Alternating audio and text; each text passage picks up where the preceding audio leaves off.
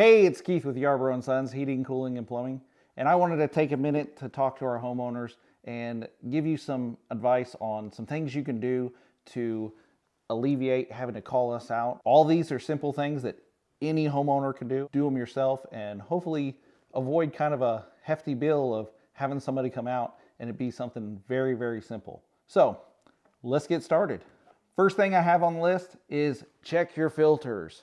There are many times where homeowners call us out and it's a simple filter was dirty. Always kind of makes us worried as a technician because, well, if it's just the filter's dirty, is there something else wrong? We always want to make sure we check over everything, but you could simply change your filter a lot of the times and it'd be good. Especially if you pull out that filter and it's just caked, I would definitely pull out that filter, change it out. If you don't know where your filters are, definitely look at calling us out for maintenance.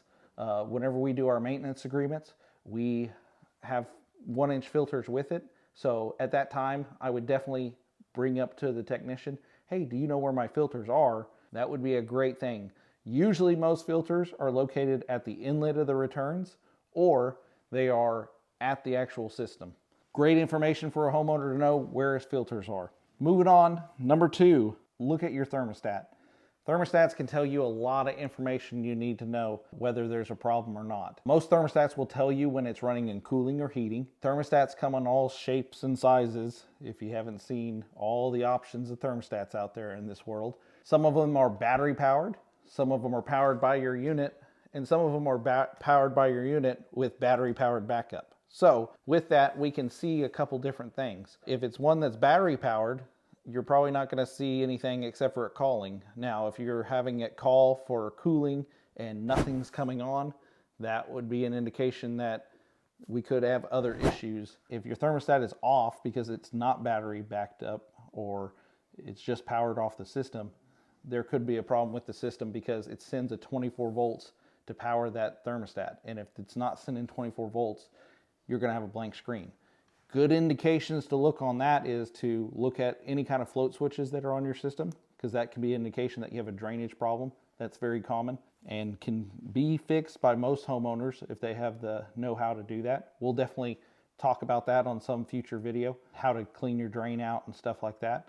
But I will say with that, it does have where you have to get into an attic, so it does take a little bit more of a person that can climb ladders, do things like that. Want to make sure your safety's first. Anytime you're in the attic, make sure you're walking on decking and stuff like that because sheetrock repair is expensive. Hey, and if you're enjoying this video, definitely hit that subscribe button. And if you wouldn't mind, hit the like button because it really lets us know what content you like seeing. Moving on to the next one. Number 3 is how hot is it outside? Now, most systems are designed to work in Oklahoma around 101 degrees is what they consider to be the highest temperature. Now, we do hit higher than 101. That's just kind of a benchmark we use whenever we're sizing systems. So if it's sized for 101 and it's 105 outside and you're trying to get it down to 68 degrees, there's a good chance your system will not get down to that. So how hot it is outside could be an indication of not a problem, but could just be an indication that the system is doing everything it can. A good indication to look with this is at night when it cools down a little bit, is the unit satisfying? That would be an indication that you probably don't have a problem. Definitely if you think you still do, give us a call. We'd be happy to come out and look at it. But realize there could be an indication that there's not really anything wrong. Moving on, number 4, do you see any ice on the unit? So this would be at the outside unit is the best place to check. If you go out there and one of the lines has ice built up on it, there's a indication that we could have a problem. That could be an airflow problem. So, but we already checked our filters, so we knew they were good. Definitely could have a problem with a dirty blower wheel, which I would have a technician look at and clean. And then you could have a loss of refrigerant. That can cause problems with icing up. Those are all things we do hear about a lot. I have ice on the lines. The bad thing is we show up a lot of times and we have ice on those lines and you go up to your evaporator coil and it's a solid block of ice. So whenever it comes down to that, we have to thaw it out. If you do see ice on that line, the only thing that you can do is turn that thermostat to off, turn your fan on, have the air blowing over it so that it will thaw out that before a technician will actually get out there to diagnose it further. That kind of just helps us out, and it helps you to not take as much of your time to where we have to come out, see it's a block of ice, and tell you, well, I got to come back later today or even tomorrow. I want to make sure you're taking care as fast as possible. While you're out there, make sure that outdoor unit's cleaned. Outdoor unit not being cleaned will cause all kinds of problems. Definitely want to make sure that unit's being cleaned once a year at least. Obviously, this is something that you can do yourself. You as a homeowner can definitely, if you have a drill or even a nut driver, you can actually take apart most of the unit, then take your simple water hose and just a simple nozzle and spray off the unit. Now, one of the things we find the biggest mistakes on when people are cleaning their units is they use too much pressure. And that pressure will actually warp the fins on that coil. And then as those fins kind of warp and close, we can't get air across them. Definitely want to make sure that you're not messing with any of those fins and keeping them clean. So simple water hose, a little bit of pressure from a nozzle sprayer will do fine. No pressure washers, nothing like that. Do not use a pressure washer on your unit. Having it clean is going to make it run more efficient and can keep you out of a headache of not having a system run during the peak times of seasons. But before you do any of that, make sure you know how to disconnect your power to that unit. All units are supposed to have a disconnect located within the vicinity of that system. Should be right outside. Usually it's right next to the unit. Just pull out that disconnect, or you should have a double pole breaker inside that you can flip to kill that unit. Make sure you're safe. Make sure electricity is off. That can be very dangerous for you or anybody else that's helping you with it. So on number 6, what I have is pay attention to what's running. Before you call in, you always kind of want to pay attention to, is just the blower running? And the outdoor unit's not, or is nothing running? Because those are all things that can help us in the office to know, maybe I need to send somebody more experienced, maybe I need to do this, maybe, those can lead to other questions, but knowing what's running, what's not can really help. A lot of times we have intermittent problems and something will do something just intermittently.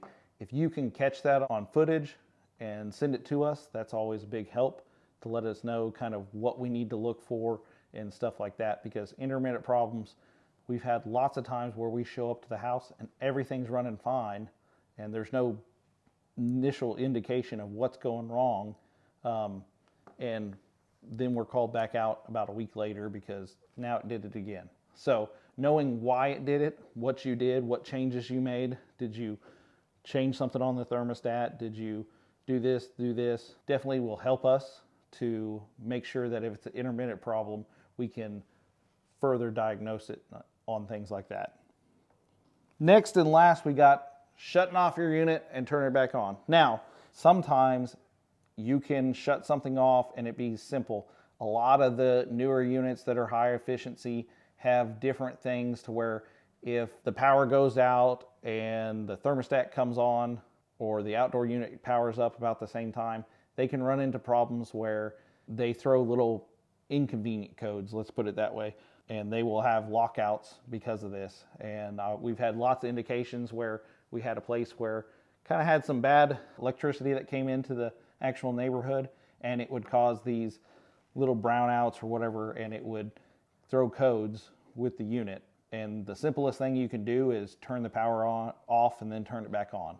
You can do it at the breaker or you can do it at the actual indoor unit, and you can unplug the indoor unit and unplug the outdoor unit, and then I always say plug your outdoor unit back in and then plug your indoor unit back in. That's very important that you do it in that order, because depending on your system, that can matter. Just having a fail safe to where you do it that way is always the best. That could alleviate your problem. It could have been just a simple lockout, that it was something minor, kind of freaked out the system, and it went into a lockout to try to protect your system. So if you know everything else is fine in the house, I do suggest that. Now, if you're going to call us out, I don't suggest doing it if you're going to go ahead and have us come out and look at it, because what it ends up happening is you do that and then it gets rid of the codes that are on the board there. That's always a good thing. If you're up there at that furnace, usually you'll have a blinking light or it'll give you some kind of code. If you can get those are always nice to have. Some of the thermostats actually will flash a code on them, some of the higher efficiency thermostats. So that's always good too, to indicate what's wrong with the unit.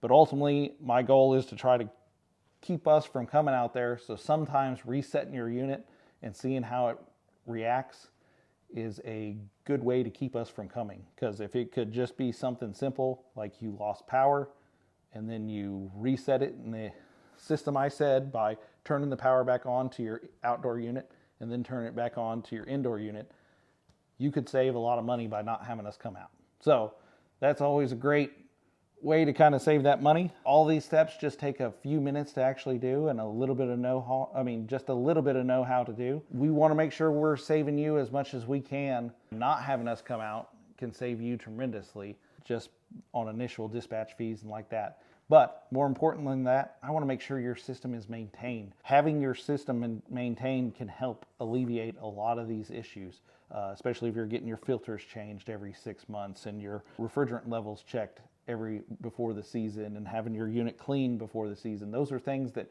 we can help you with, and we want to try to make it as best as possible. Definitely when we're out there for maintenance, I always suggest any of these things on this list, ask your questions to your technicians that's out there, because they can answer any of these questions that you would have. Definitely where your filters are, what you need to look for on different things here and there. Do you have float switches, stuff like that? Definitely ask your technician, because every system is different. They all have all these kind of devices, but knowing where they are, what to look for, can help you to alleviate from having that costly repair bill later in the future.